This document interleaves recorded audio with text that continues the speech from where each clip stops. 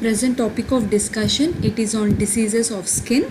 So these are basically cutaneous lesions, right, where some of these cutaneous lesions, they present with concomitant oral manifestations, and sometimes what happens is that oral manifestations, they come first, followed by the skin lesions. So that is why it is very important to learn diseases of skin. So before going into the diseases, we shall learn about some terminologies which are related to our diseases. Okay, so usually the skin lesions, they present as blisters. So these blisters, they are called as called in various terminologies based upon its size. First is vesicle, wherein it is a superficial blister which is of 5 mm or less in diameter, that is very small, and these blisters, they are filled with clear fluid. Okay, so as you can see in the picture, these are vesicles which are very small in size. So these are called as vesicles. And next is bulla. It is contrast to vesicle, that it is a large blister which are greater than 5 mm in diameter, and these are also filled with clear fluid only. So these are basically large vesicles. So these are called as bulla, and this is a picture of a bulla. What happens is that these vesicles and bulla have a tendency to rupture, resulting in ulcerations. So most of the skin diseases, they are called as vesiculobullous lesions because of the presence of these vesicle and bulla. So the first and foremost important disease of skin is lichen planus, wherein it is a chronic mucocutaneous disorder. That means where the lesions, it occurs on skin as well as mucosa, or sometimes both. And this chronic mucocutaneous disorder, it was first described by Erasmus Wilson in 1869. So what happens in lichen planus is that there will be white striations. As you can see in the picture, there is a white lace like striations. So these striations or papules or plaques, they occur on buccal mucosa commonly, or sometimes in any part of the oral cavity. This is a common feature of lichen planus. So why does this epithelium is affected in lichen planus? What is the pathogenesis behind this? So it is basically a T cell mediated immune response, wherein these T cells, they attack the oral epithelial cells or epithelial cells of skin or mucosa and kill them.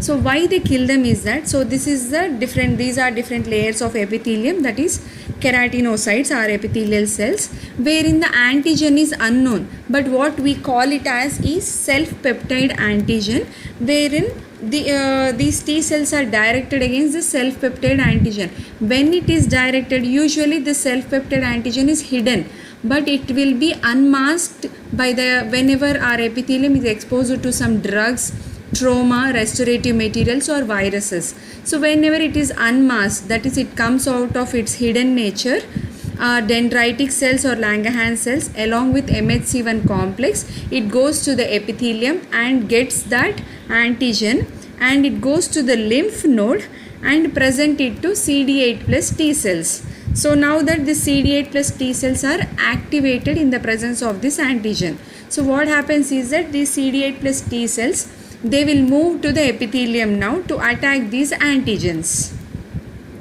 So these antigens are present where? Around the keratinocytes. Now these are cytotoxic T cells, right? CD8 means cytotoxic T cells. So they result in keratinocyte apoptosis or death of keratinocytes. That is why that's where the main lesion of lichen planus comes from, because of the keratinocyte apoptosis. And these CD8 plus T cells, they will release some cytokines for its further recruitment, so that they keep going to the epithelium and they keep killing the keratinocytes. So this is the pathogenesis of lichen planus. Now we'll see clinical features. So usually these lichen planus, it is of female predilection and mostly seen in elderly adults.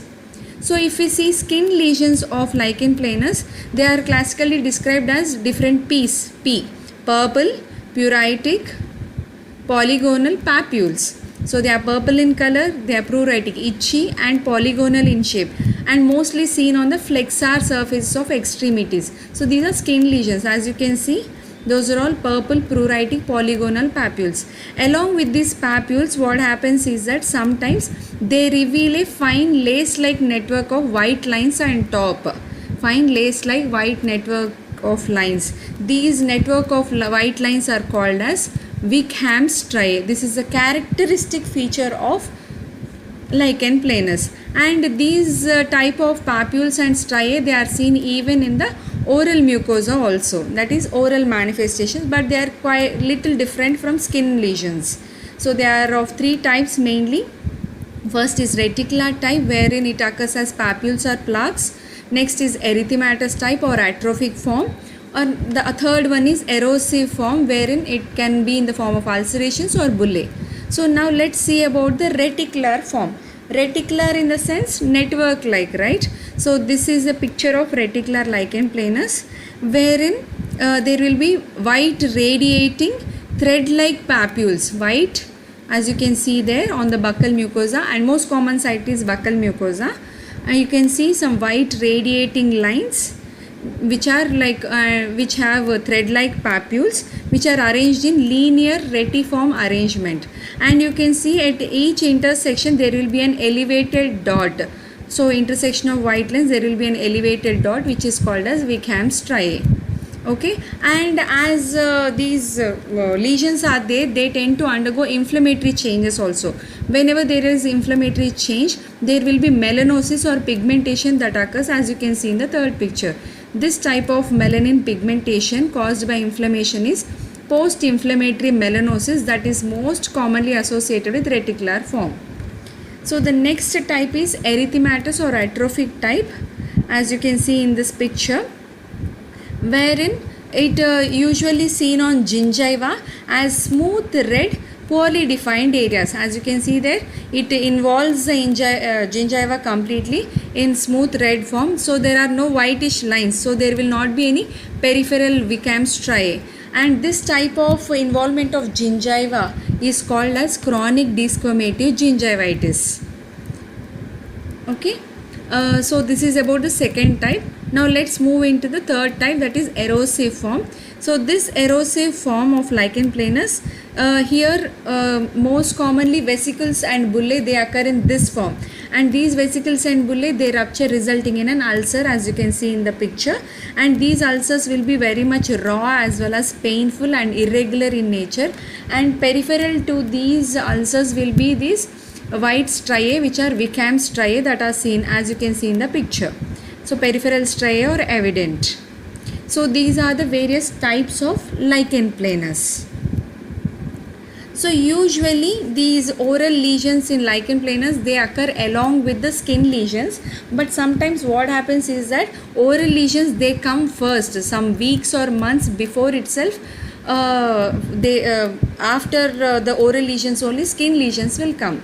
Okay, so sometimes lichen planus, it is associated with diabetes mellitus as well as vascular hypertension, resulting in a syndrome called as Greenspan syndrome. Lichen planus, diabetes mellitus and vascular hypertension together called as Greenspan syndrome.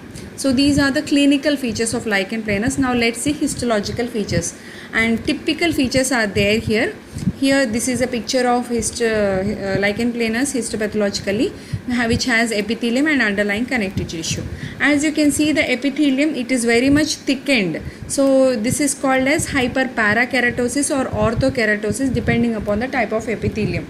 Hyper, that means here acanthosis will happen, that is thickening of the spinous layer will be there. Okay, and the next feature is what is the main pathogenesis here? Keratinocyte apoptosis, and first cells that will be attacked will be basal cells. So the second picture is the closer or high power picture of the first picture, wherein you can see basal cells are discontinuity is there because of the apoptosis. So this is called as basal cell degeneration or liquefactive degeneration of the basal cells. And other than that, you can see some blue cells under the epithelium, a band of blue cells. Even you can see in the high power and low power. So those blue cells are nothing but lymphocytes, which are seen as a band, that too just below the epithelium, and you cannot see them in the deeper connective tissue. That is why it is called as subepithelial band of lymphocytes. So a band of lymphocytes are seen just beneath the epithelium but not deeper in the connective tissue.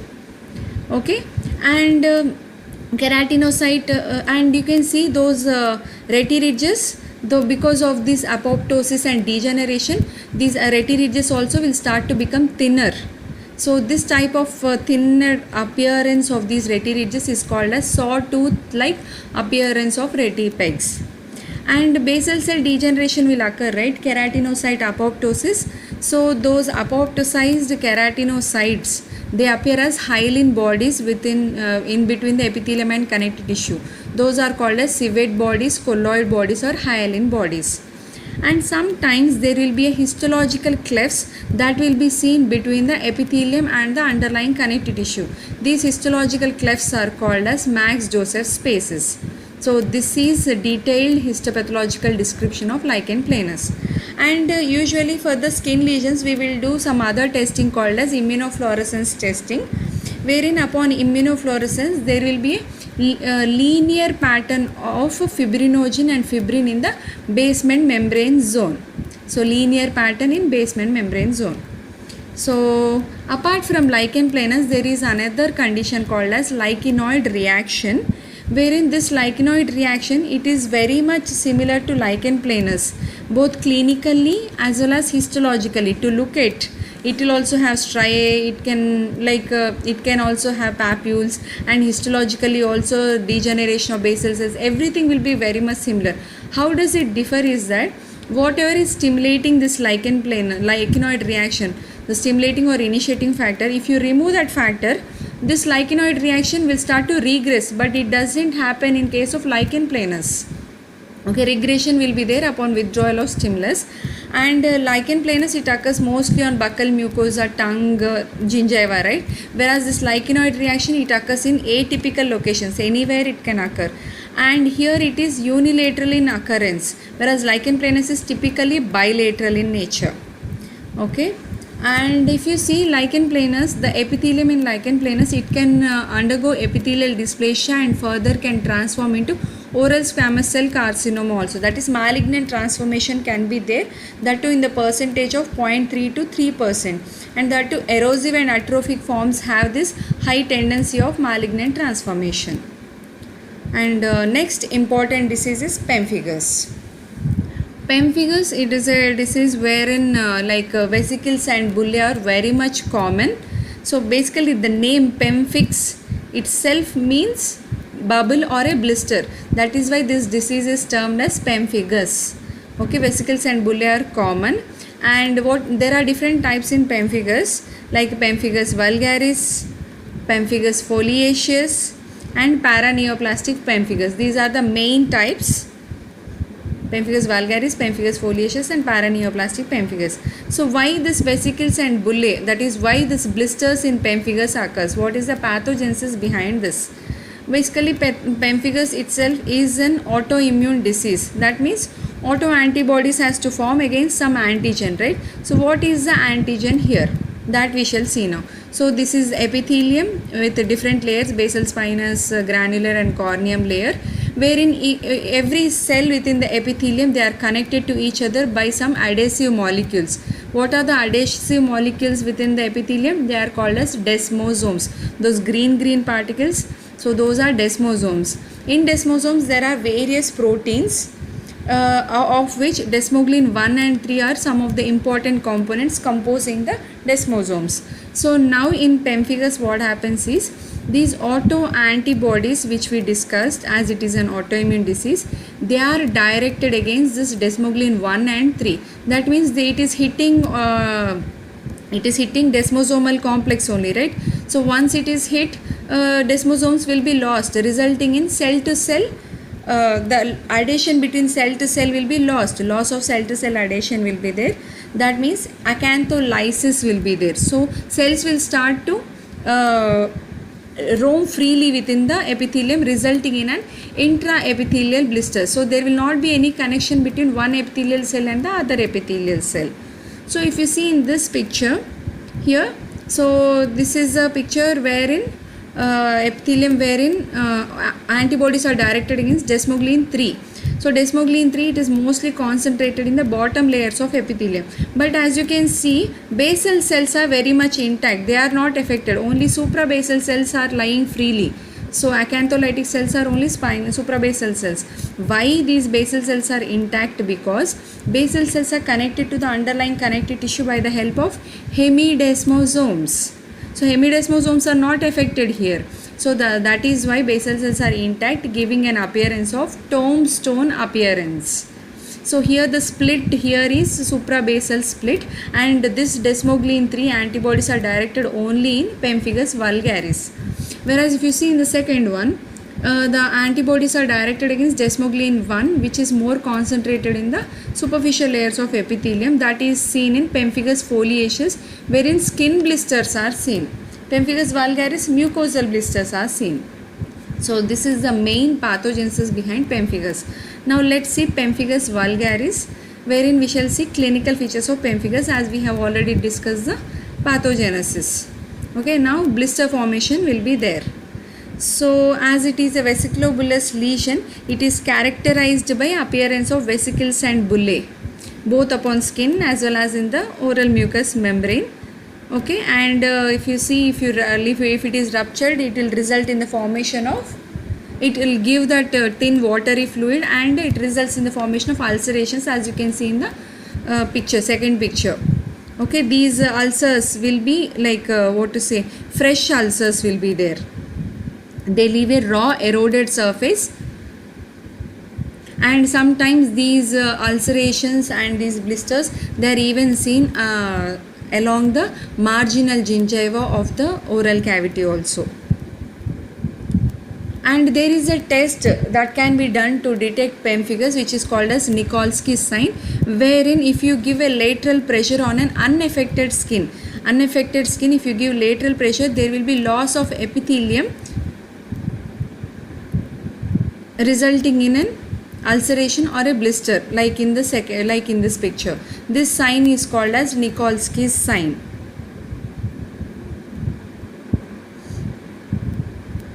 So these are the clinical features of pemphigus vulgaris. So what are the histological features? So if you take a biopsy and see of a pemphigus vesicle or a bullae, so here this is the histopathological picture. What I told, there will be an intraepithelial blister, right? So that is the blister. There is detachment of the epithelium, right? So that is an intraepithelial blister. But how it will be suprabasilar split, because basal cells will be intact. So that is a suprabasilar split, as the basal cells are intact, and you can see some loose cells within the blister. Those are nothing but acantholytic cells, which are also called as Zhang cells. So these are loose end cells, that is where the cell to cell adhesion is lost, resulting in loose end cells. Those are acantholytic cells or Zhang cells. And the basal cells are intact, I told. So though that is the lining of the basal cells, which gives that appearance of row of tombstone appearance of basal cells. So this is a characteristic histological feature of pemphigus. But if you take a cytological smear of a freshly opened vesicle, you can see some large cells. Those are nothing but Zhang cells again. These Zhang cells, if you see, all these cells are Zhang cells only, wherein they have this degenerative changes, which includes the swelling of nucleus has become large, as well as hyperchromatic, dark staining also is there. So this test is called as Zhang test or Zhang smear. So this is a cytological smear. Okay. Next is immunofluorescence testing, as it is a skin lesion, wherein direct immunofluorescence, if they have done, like here the antibodies, they will go and bind at the intercellular spaces, because desmosomes are present in the intercellular spaces. So what role the antibodies here, IgG or Ig or C3, they will go and bind to the intercellular space of the epithelium where desmogleins are there. Okay, resulting in a characteristic appearance called as fishnet appearance or chicken wire appearance. So this is about pemphigus vulgaris. Next we shall see about pemphigus foliaceus. So here pemphigus foliaceus, same like pemphigus vulgaris, it is also an autoimmune condition, but here skin blisters are seen. Whereas in pemphigus vulgaris, mucosal blisters, sometimes even skin blisters are seen. but here foliaceous is more about skin blisters, and here the antibodies are directed against desmoglein 1, whereas vulgaris it is desmoglein 3. And like when these desmoglein 1 antibodies are directed is whenever skin is exposed to UV radiation or characteristic medications are there, then the autoimmune response will start.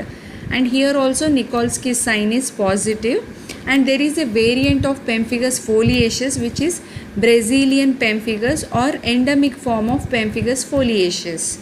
So it is an endemic form of pemphigus foliaceus seen in Brazil, most commonly seen in children. So this is about pemphigus foliaceus. Next type is paraneoplastic pemphigus. In the name itself it is there, neoplastic. So some tumors, they will result in the formation of pemphigus. So what are those tumors is, most commonly it is non-Hodgkin's lymphoma followed by chronic lymphoid leukemia, Castleman's tumor, giant cell lymphoma, poorly differentiated sarcoma, bronchogenic squamous cell carcinoma, and follicular dendritic cell sarcoma.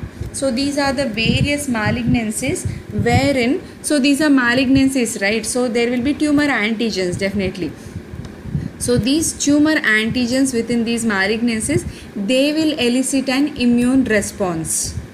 So the tumor antigens belonging to these malignancies, they will elicit an immune response, where the immune response will be in the form of production of autoantibodies, and that too the autoantibodies produced here will be directed against different proteins of desmosomes. So in foliaceous and vulgaris it is desmoglein 1 and 3, whereas here it will be periplakin and envoplakins of desmosomes. So these are different components, but at the end it is desmosomes only, right? So definitely again the loss of cell to cell adhesion will be there, resulting in blister formation in both mucosa and the epithelium. So this is about paraneoplastic pemphigus. So this is in detail about pemphigus as such. Next we shall talk about another important disease, which is cicatricial pemphigoid or mucous membrane pemphigoid. Cicatricial, why? Because here the pemphigoid results in scarring upon healing. So it is also an autoimmune blistering disease wherein vesicle and bullae are seen, that too upon mucous membrane, that is why it is mucous membrane pemphigoid. And here usually oral lesions, they occur in mucous membrane pemphigoid only. Okay, and there is one more thing, bullous pemphigoid is there, wherein cutaneous lesions will be there. So basically what happens in cicatricial pemphigoid, it is an autoimmune disease, I told you. So definitely autoantibodies should be produced, and this is a picture which is of basement membrane zone complex, wherein these are some proteins BP230, BP180, alpha 6, beta 4 integrin and laminin. These are present at the interface of epithelium and the basement membrane zone and the connective tissue, forming a hemidesmosome or a basement membrane zone complex. So here autoantibodies are directed against this basement membrane zone against BP180, laminin and alpha 6 beta 4 integrin. If autoantibodies are directed against them, these proteins will undergo, these components will undergo proteolysis, right? So if they are lysed, the attachment between the epithelium, basement membrane zone and the underlying connective tissue will be lost, right? So resulting in subepithelial split. So the epithelium will be intact, but the connection between the epithelium and the underlying connective tissue will be lost. So subepithelial split or blister will be formed, and here the blisters are formed, and later they will heal. Whenever they are healing, they heal with scarring and pigmentation. Because scarring is seen, it is called as cicatricial pemphigoid. This is the main pathogenesis behind cicatricial pemphigoid. Next, if we see clinical features, initially I told it is of a disease of mucous membrane, right? So here most commonly oral lesions will be there and conjunctival or ocular lesions will be there. So firstly we shall see about oral lesions. So as it is a vesiculobullous lesion, so vesicles and bullae will be seen in any part of the oral mucosa. As you can see in the picture, that is a small vesicle which is filled with a thin fluid. So these are the blisters. Once if these vesicles they rupture, they result in the formation of an ulcer, superficial ulcer only, like in the second picture, which will be painful. A denuded area will be there which will be very much painful, which persists for weeks or months if you don't treat it. Sometimes even this mucous membrane pemphigoid, it will involve gingiva. So diffuse involvement of the gingiva will be there, as you can see in the third picture. This type of gingival involvement is called as desquamative gingivitis, which we have seen in erythematous or atrophic form of lichen planus, and also pemphigus also, marginal gingiva, right? So this is desquamative gingivitis. So these are the oral manifestations. Now we'll see ocular lesions. Here what happens is the conjunctiva, both palpebral as well as bulbar conjunctiva, they will undergo inflammation and erosion. After that they will start to heal. So whenever they are healing, this bulbar and palpebral conjunctiva, they will start to fuse together upon healing and scarring. So adhesions will form, resulting in symblepharon formation. This adhesions between bulbar and palpebral conjunctiva is called as symblepharon. Sometimes what happens is that this adhesion, it will result in turning of the eyelid, upper eyelid, it will start to turn inward. That condition is called as entropion. As the eyelid is turning inward, the eyelashes will be there, right? They will start to rub against the eye. So this eyelashes rubbing against the eye, this condition is called as trichiasis. So symblepharon, entropion, trichiasis, these are the main ocular manifestations that are seen in mucous membrane pemphigoid. Next is histological features. So here if we take biopsy of the perilesional mucosa, so if we take a biopsy of perilesional mucosa and stain it with H&E stain and observe it under the microscope, so this is a histopathological picture wherein there is a split that is seen between epithelium and the connective tissue in the region of basement membrane. So this split is called as subepithelial split, as autoantibodies are directed against the basement membrane zone complex. And you can see in the superficial connective tissue there are some blue dots like cells, right? Those are nothing but lymphocytes. That means a chronic inflammatory infiltrate is seen in the superficial submucosa. So these are the various histological features of MMP.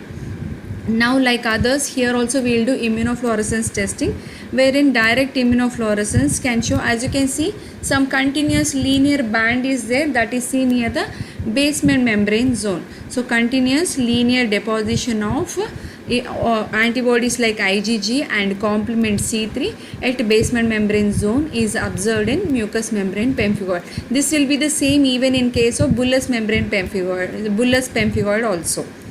So this is a first part of diseases of skin, wherein we have discussed important diseases like lichen planus, pemphigus and mucous membrane pemphigoid, wherein lichen planus and pemphigus, they can come as essays also, and sometimes even short notes can be asked, and they are very important. And try to understand the pathogenesis behind the disease, then clinical manifestations and histological features will be very easy for us to write in detail.